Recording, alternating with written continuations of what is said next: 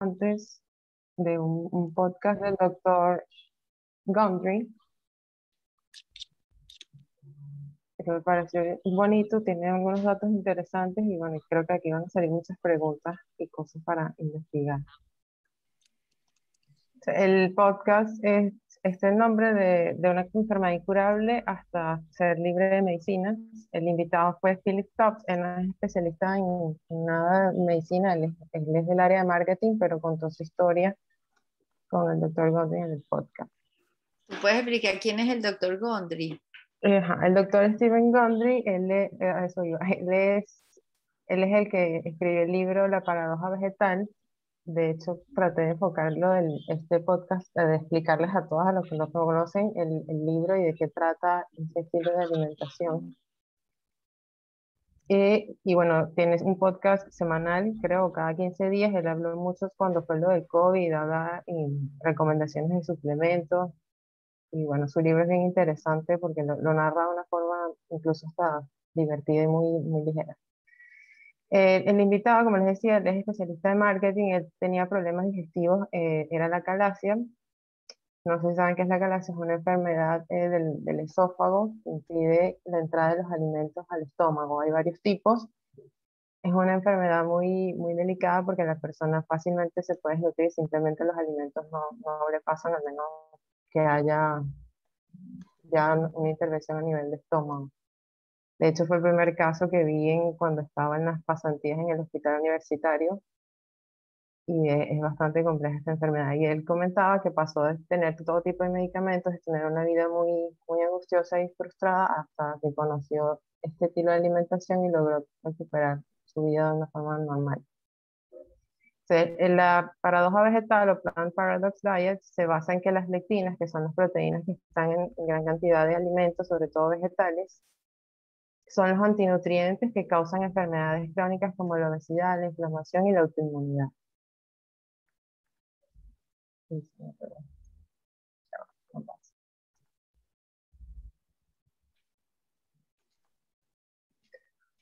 Entonces, aquí les coloco como un resumen de qué se basa esta dieta. En el lado izquierdo están los alimentos que no sugieren esta alimentación, este plan de alimentación.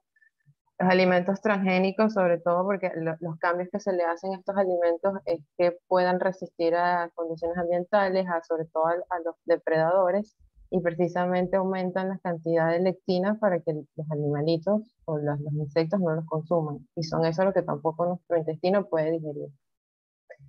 Los cereales y pseudocereales, sobre todo cuando son integrales, cuando están completos, tienen mayor cantidad de lectinas y antinutrientes. Las leguminosas, algunos vegetales como el calabacín, la calabaza, la berenjena, las vainitas, y él menciona sobre todo el tomate, el pepino y los pimientos, pero cuando tienen piel. Las semillas y nueces, especialmente la chía, el merey, maní, la semilla de calabaza y el girasol. Hay algunas excepciones que él sí menciona, sobre todo en aceites dentro de este plan de alimentación. Y de las frutas, él menciona que ninguna debería consumirse, pero en especial la banana o el cambur y el plátano cuando están maduros. La única excepción que hace de las frutas es que sean las berries y preferiblemente de temporada, porque cuando no son de temporada o cuando no son locales, se le agregan sustancias para que puedan resistir los viajes cuando son exportados, por ejemplo. Y ahí muchas veces la maduración no es completa o tiene más antinutrientes, y por eso es que las frutas, por ejemplo, yo lo veo acá en Argentina, las frutas que son importadas parecen verdes y cuando las cortas adentro están malas. Duran mucho tiempo aparentemente en vidriera, pero no es un alimento real. Y mencionan los lácteos de vaca a uno por ser inflamatorios. Los alimentos que sí permite su estilo de alimentación son los alimentos naturales, las carnes de libre pastoreo, los pescados salvajes, las frutas como le mencionaba, las berries y el aguacate las metí aquí, pero bueno, para nosotros es una grasa. Y que sean de temporada lo resalta mucho. La mayoría de los vegetales están permitidos. El tomate, el pepino y los pimientos, como lo mencioné, tienen que ser sin piel y sin semillas. Los carbohidratos básicamente son las raíces, la yuca, el ñame, la batata, La papa no la vi clasificada en ninguna de las dos, me llamó la atención. Tendría que revisar más por qué no menciona la papa. Y de las grasas, menciona también cualquier tipo de aceituna, el coco, puede ser el aceite de linaza, los pistachos, los piñones, el alga, el sésamo. Y los lácteos a dos. Esta parte también me pareció interesante, eran de los suplementos. Él marca de primero los polifenoles, porque ya al no consumir casi frutas tenemos que obtener estos antioxidantes de otras fuentes y sugieren los suplementos, polifenoles de verdes, de alimentos rojos también, antioxidantes y algunos tipos de fibra. De los fitoquímicos como de plantas verdes, como le decía, el DIM, la pectina cítrica modificada, esta es bien interesante. Hay suplementos de estos en Folkscript y hay algunos binders que tienen mezclas de pectina modificada y los polvo charcoal, el que mencionamos, las arcillas que también son quelantes suaves. La pectina cítrica es un quelante suave y también se ha asociado que puede tener propiedades anticancerígenas. Los prebióticos, porque ya que no se consume ningún tipo de leguminosa, se restringen muchas de los pseudocereales y las frutas. Menciona sobre todo la inulina, el psyllium y bueno, los POS y los GO. También resalta lo de la protección contra el azúcar para llevar un estilo de vida antiinflamatorio. Menciona el cromo, la berberina, el selenio, la cúrcuma y la canela, el omega 3 y los bloqueadores de lectinas, que estos se usan mucho en los tratamientos de personas con enfermedad articular, porque se han visto que pueden reducir la inflamación a nivel de las articulaciones. Y está asociado con eso, que impide la absorción de las lectinas. Este MSM también lo tenemos en Fullscript y es similar al DIM en el sentido de que aporta grupos sulfatos. Agregué la betaína por acá debajito porque él también mencionaba que parte de protegerse de alguna forma contra las lectinas es tener suficiente ácido estomacal, porque eso también contribuye a que tengamos una buena microbiota intestinal.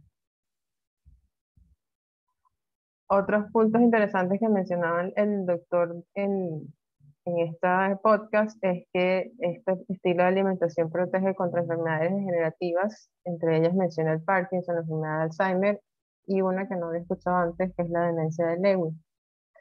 Esta se caracteriza porque se forman placas de Lewy, que es la acumulación de una proteína parecida a lo que ocurre en el Alzheimer, y se empiezan a deteriorar las funciones cognitivas de las personas. Y sobre todo que hay muchas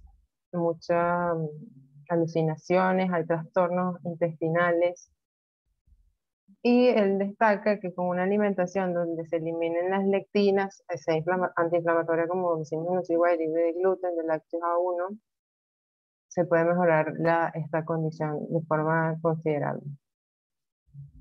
Y también lo relaciona porque al nivel intestinal, las placas, los cuerpos de Lewy se han visto que se forman también alrededor del tejido nervioso cercano al intestino.